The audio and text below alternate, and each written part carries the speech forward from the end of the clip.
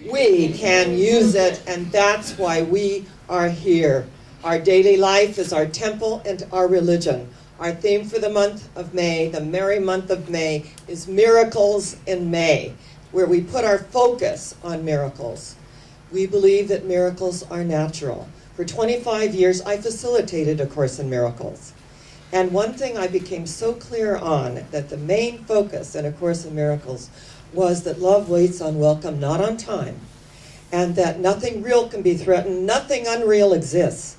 Herein lies the peace of God, and that when we put our focus on the miracles of daily living, they show up in miraculous ways.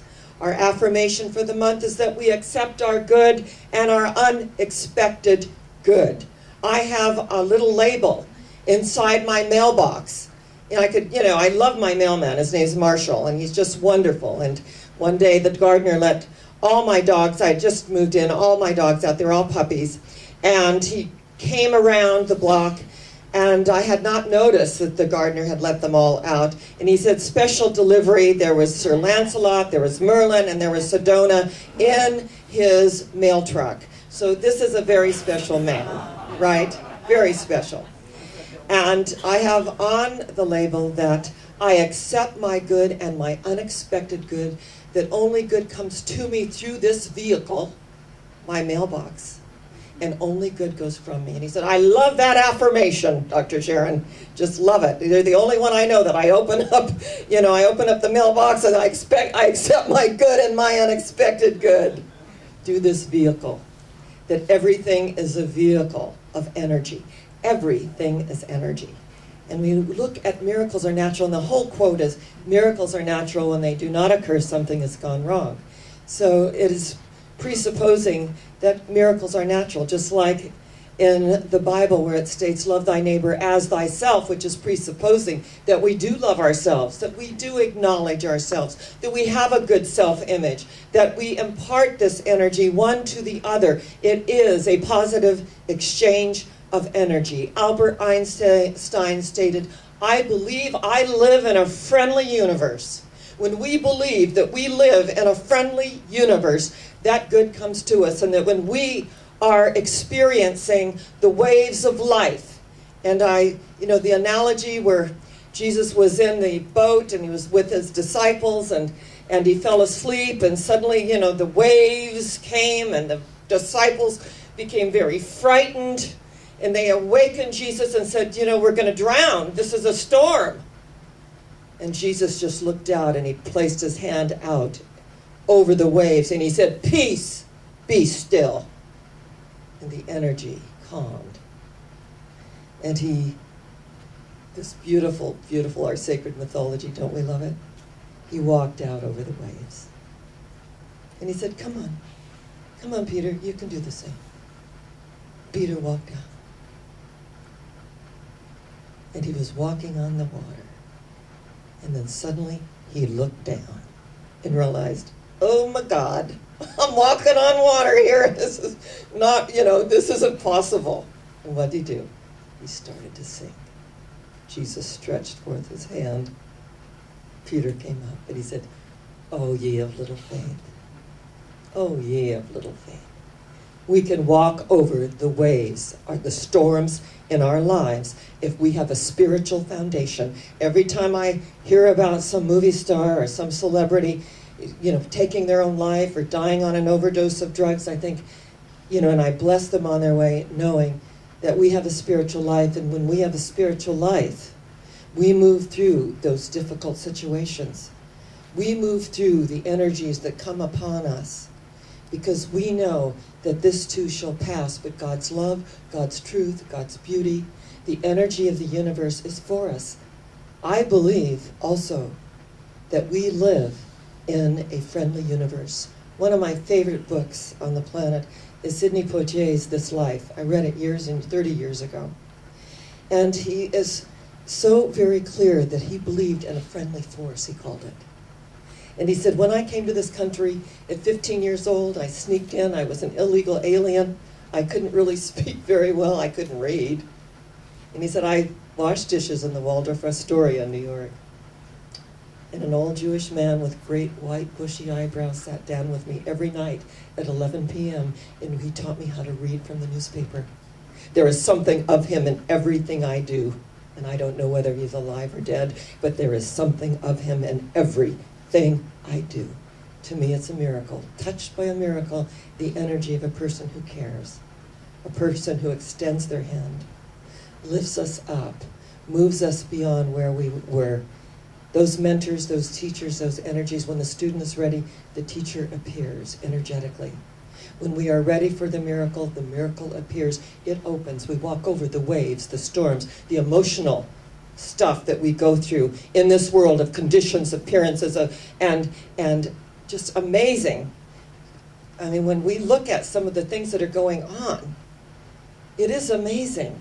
And we give our power away to it. And all we have to do is peace, be still. That I quiet that monkey mind, that chatter that says you're not good enough, you can't do it, you're never going to have it. Look at what you did and the mess you made of all your investments and all. You know, we're not our stuff. We are not our stuff. And what I know is the investment in living is far greater than any investment that looks like it disappeared. And I was at the garage sale and Eileen's neighbor came over and he was a very nice looking man and said that he had worked 5 years in a place and they fired him under some sort of false pretenses and he couldn't collect unemployment. And he was very upset and he said, and I looked at my refrigerator, there is nothing there. So I went to a place called, I said, Well in the Desert. He said, yes. I said, we tithe to the Well in the Desert. Every Thanksgiving, every Christmas, we have at least 30 volunteers that go the night before. They cut things up, they prepare things, we have servers. I said, we tithe to them. I have tithed to them since when I first got here in 2001, when Dr. McKinney made sandwiches because he saw people that were hungry in the park. So he made sandwiches and took them to the park. And from there, other people saw that, and they started contributing to that until some of the churches said, you know, come in, we have a kitchen. We can, you know, make even more meals. So now they're making 1,200 meals a week, and they have a location. And he talked about the well in the desert and how grateful he was that he could go there. And as he talked, there was some bitterness because, you know, he had helped someone and brought them into his home and they had stolen some things. And there was some bitterness there. And I said, well, just bless them on their way. Desperate people do desperate things. That's how it works. Desperate people do desperate things. And that we can't create temptation either for someone who is wanting and feels like maybe you have more than they do. And so they're going to, you know, even the odds. So when we get it about our oneness, we also are discerning in our lives. Jeannie Hunter, who had surgery, she had surgery on, it was amazing. It was a tumor in the inner ear. And when they removed the tumor, they removed part of the nerve so that her equilibrium was off. She'd get up, she'd fall down, she felt dizzy, she could no longer function, her husband left her, she, you know, had a wonderful career, they let her go, and it was just she and her 13-year-old daughter, and she said, for 4 years I lay on the couch and I could barely make it to the kitchen, and one day a friend said, I'm taking you to a spiritual center that I know about, and every Wednesday night they do healings. And so she said, you know, I drove over there, and she said, I felt very strange about it. I'd never done anything like this. And there was this wonderful minister, and there was her staff. And she said, I went up, and they prayed over me. And they prayed energetically that I was whole, perfect, and complete. That any cause, effect, record, and memory that no longer served me was dissolved from my energy field. I fell down on the floor. I was aware that I was falling down on the floor. And I thought, I must look really stupid. You know how the ego is. You're having a major healing here, and you think, I must look really stupid. Down on the floor, but I couldn't move. And she said, I looked up and I saw that my legs looked like fluorescent lights. And there was such a light around me, and I heard the voice of God. What I know to be God is that you are healed. Because on the way to that ministry, she said, I thought, God, heal me or take me. I no longer want to live like this. And the miracle occurred of 4 years of being essentially non-functional. I got up. I went home. I told my 13-year-old, I am healed. We went to a soda fountain. She said, I had French vanilla, I had pineapple, I had all these things because the inner ear affected her taste buds. She couldn't taste anything. Can you imagine? I mean, some of us would like that for a week. We'd lose a little weight, right? But for 4 years, not having taste buds. And she said, oh, it was amazing. The pineapple, the coconut, the French vanilla, it was so fabulous. I was running up and down this little soda fountain saying, taste this is so great. And she goes, they weren't really interested in doing that, you know. But she said, my whole life transformed, that a miracle had occurred, that I had just let everything else go. And I thought, there's nothing left for me. Heal me or take me. And in that moment, I was healed. We know that miracles are natural, that they unfold out of the expressions of our love and our faith, that it is our faith that makes us whole, energetically. We have someone in this congregation. She said that my brains were mush. I was such an alcoholic.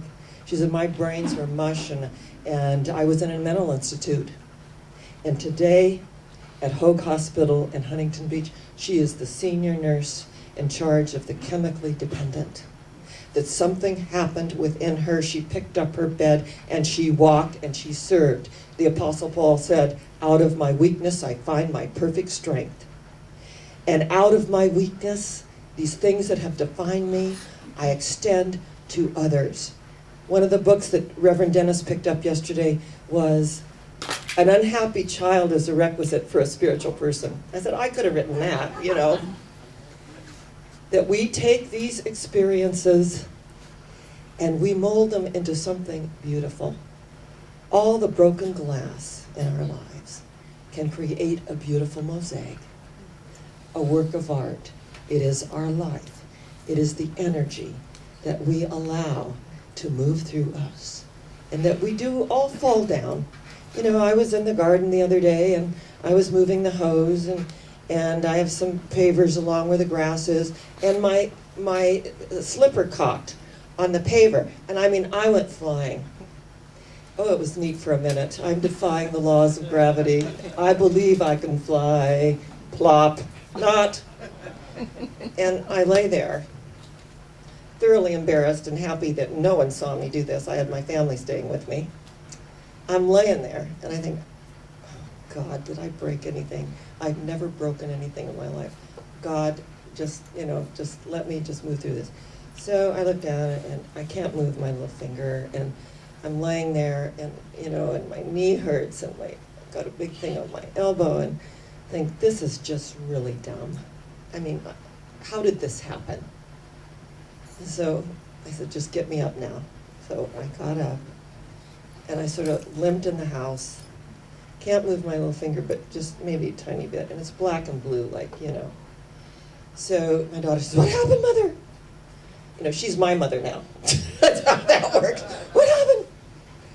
And I said, I fell. Oh, my God. And my son-in-law, I love him, he goes, Mom, you are in such great shape. You're up walking around. I mean, to have a fall like that, you're amazing. And I just loved that he took it to the next level. And I said, yes, I am, aren't I? I said, for one split second, I could fly, but the laws of gravity intervened. So she's got the ice out. I'm soaking my little finger in the ice. She goes, she set the timer. This has to be 20 minutes, and 20 minutes. Do not take it out. 20. I mean, and now it's really hurting, you know. And I'm sitting there, and so she's, you know, she's got the timer going, and we're doing treatments. So I had my little grandson say, Mima is perfect, complete, and whole. Mima is perfect, complete, and whole. We did this little, Mima is perfect, complete, and whole. Mima is perfect, complete, and whole. We did this whole little song. We call it our new celebration song, because he had another celebration song that he shared with me. And, you know, I was sore for the day, and I'm scraped up a bit, and but that was the end of it. So I thought, there's a miracle in this. I didn't break anything. I'm up walking around. Julian came over to replace my garbage disposal. I said, treat for me. I just sort of got there right after it happened and, you know, saw how black and blue I was. He said, absolutely, Dr. Sharron, you are perfect, complete, and whole. Absolutely, I'm knowing the truth for you. So then we went over to the garage sale and dropped some things off for our annual garage sale. And, you know, we moved on, and my daughter said, why didn't you tell Reverend Mike? He's so spiritual. And I said, because I already told Julian. And she goes, but, Reverend Mike's so spiritual too. And I said, but, there's only one God. So if there's only one God, and you tell someone, and you let it go, and you release it into the ethers, you let the miracle occur of healing. Because I believe that our daily life, with all the things that we go through, that the miracle of our daily life is that, yes, we do have stuff happen. We do fall down once in a while. We have to brush ourselves off, put a little Neosporin on it, and keep on keeping on, because the call to God is so strong, and the energy becomes involuntary. So when Jeannie Hunter said, God, take me or heal me, when Peter walked over those waves, the emotional waves, the storms of life, and as long as he looked at the Christ, he was buoyant. He was the energy of light. But the minute he looked down and forgot who he was, he sank. He sank. It's our faith that makes us whole. So on this day, in the recognition of life, realizing nothing real can be threatened, nothing unreal exists, herein lies the peace of God, that miracles are natural. I say to our viewing audience, let's focus on miracles. Let's focus on what works in our lives. Let's know with our Wednesday Night Live speaker, L.D. Thompson, in the beautiful book he wrote, The Message, there's a spiritual economy. Don't we love that? There's a spiritual economy. Don't give your power away to the things out here. Don't give your power away. And that if you go to the refrigerator and there's nothing there, there's always help is on the way. It's the well in the desert. It's the well within us that springs forth into greater awareness and greater recognition, and we do not give our power away to those things outside of us. And our brains can be mush, but guess what? The minute we make a decision to pick up our bed and walk, the emotional bed, and walk, something is quickened within us, and we become the senior nurse of Hoag Hospital in Huntington Beach, in charge of the chemically dependent. Out of my weakness, I have found my perfect strength. Out of the strength I give to the world, knowing that all cause, effect, record, and memory of that which no longer serves me is dissolved from my consciousness here and now as I arise in the recognition of who and what I am. I and my Father, Mother, God are one. Fear not, little flock, for it is the Father's good pleasure to give you the kingdom. And at times we feel, we're embarrassed, or we let that ego stuff come up. But you know what? We're all children of God, of the Most High, beings of light. We are empowered, not embittered. And Emerson said it best, too. I love when he's just said that we have the opportunity to live our lives without suffering and be empowered. And that when we allow ourselves to rise up and empower ourselves, we're empowering everyone on the planet, because you know what? There's only one, isn't there? There's only one. God is our source. Let's say that. God is our source. Again. God is our source. Once more. God is our source. And we are going what? Higher yet. And so it is. God bless you.